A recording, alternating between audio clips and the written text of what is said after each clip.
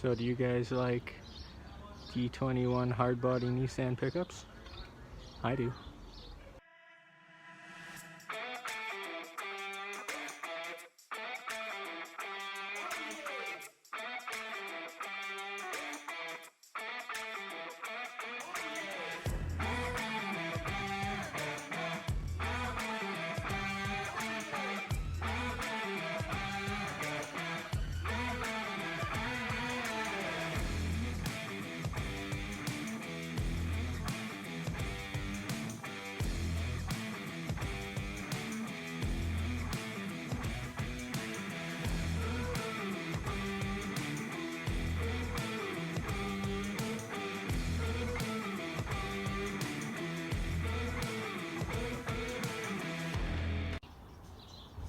So this is my new 87 Nissan pickup. She runs a little rough. Clutch is good actually. But yeah, I gotta figure out that. Main other issue is it's got a parasitic draw, so it dies overnight. The guy thinks it's the radio, and I think so too. It's got an aftermarket radio in it. Although it does have a whole bunch of extra wiring underneath, because it had a camper in it and he had wired up power in it and heat, and so but the body's in good shape. It's like, that's the only bit of rust that you don't see on these anymore. Normally they're just rotted out. So like, it's pretty good. And like the hood pops nice, the doors open nice. Power, everything works. Suppose the AC works. Interior's not the greatest. Steering wheel's mint. Seats are dirty. It's got the little jump seats in the back. Needs a passenger side seat belt. Sunroof. Passenger mirrors held on with a C-clamp. We'll take a look at that and walk around. Yeah, actually closes pretty nice. These gotta go. These are from for the camper.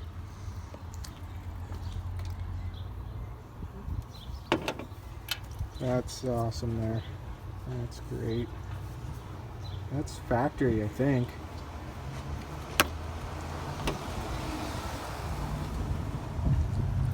It's awesome. And that's definitely factory too. That's really factory. There's the CD deck. Come with a whole bunch of other parts. I haven't even opened the glove box yet. Let's see. Ooh, free tools. Nice. Old registration. Yeah, okay. Definitely needs to be cleaned out. Windows work.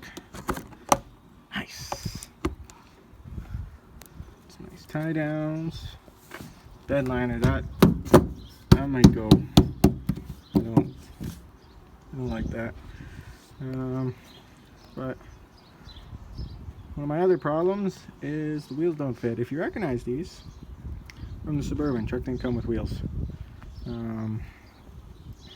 So what's the Suburban on, you ask?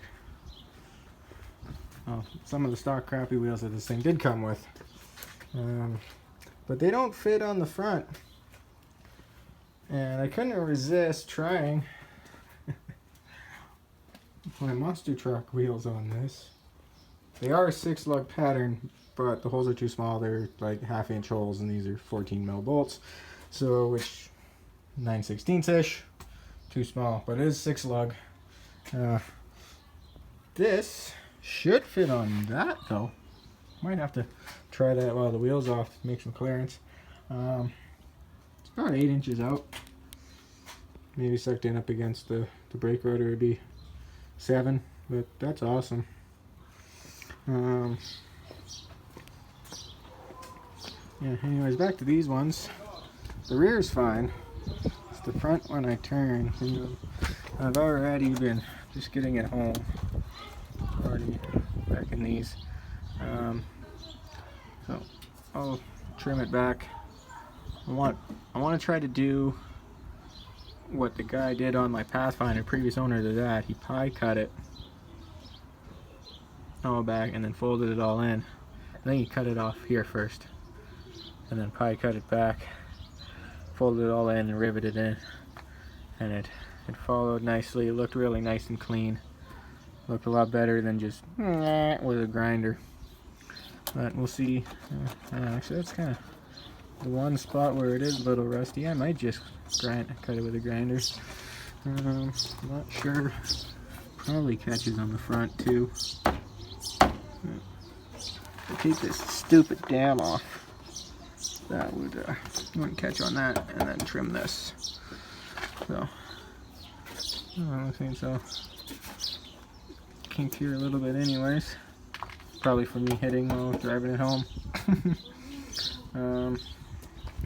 Yeah, but I think I want to try to focus on this first. I think I hear a vacuum leak. It's got no coolant in it, or at least low, but it didn't overheat driving home. Pulled the one spark plug that you can access without pulling the air cleaner off. It was all sooty, but looks decent. Reeks like gas up here. I know it's the carb, but still, it's like really bad. The air cleaner smelled like gas bad, and the air cleaner was horrible, so need a new air cleaner for sure. I'll take this off and check all the plugs, see if there's one fouling or something. Looks like it's got a new alternator, which is awesome because they're expensive and a pain to replace. And the battery's new, which is probably somebody doing the parts can trying to figure out why it keeps dying. I bet they thought it was the battery, and then it still died, and they thought it was the alternator, and then they figured out it was a parasitic draw. Yeah, it's like all this wiring over here that's tapped in. It's tapped in there and runs down a solenoid. That could be the draw too. That's all for the camper, I believe. I don't think any of that is factory. I think this is factory. But whatever this is for, I don't think that's factory. Oh, that's a wiper motor. Power to the wipers. We have power to this, and yeah, this red cable here goes all the way back to a bunch of wires wrapped up in the frame. So that doesn't go to anything. So I might just disconnect it. See what happens. I won't disconnect this though, because I've disconnected those before, and it cuts a break in the wire, and then when you take it off, there's a break in, you gotta rewire it. So I'll leave that, and I might just like snip it off here and take the ground side off. Disconnect that all together. But yeah, gonna have to come up with a name for her. Because I got this, I did get rid of my Pathfinder. I gave that to my brother, so you might still see it built in future episodes. Just it won't be mine, and it probably won't be the way I want it. I think he wants to just get a factory driveline, throw it back in it, get some wheels and tires, put the body panels all back on, and beat the crap out of it like that. But I had the plans of the Chevy driveline and solid axle swap, but I'll need all those parts for a different project, so we'll see what all that goes on. We'll maybe see the Pathfinder being built, because I'll probably have to help my brother with that anyways, and probably won't see too much on this because I need to drive it. We only got the Avalanche on the road, and I'm working again, and the wife, she's not being brought back to work, so she's been looking. She might have a job, but it's really hard to get a job and go to a job without a truck. So this is why I got this. I sold a few projects, got this, so I can drive this hunk of junk sexy beast to work, and she can have her truck back. Yeah. The Pathfinder was going to be named Butt Plug, possibly. My roommate wanted to name it Butt Plug. It used to be Mud Talica when I got it, and he wanted to name it Butt Plug. I might carry that over to this, see how it sticks. So working on this a bit now.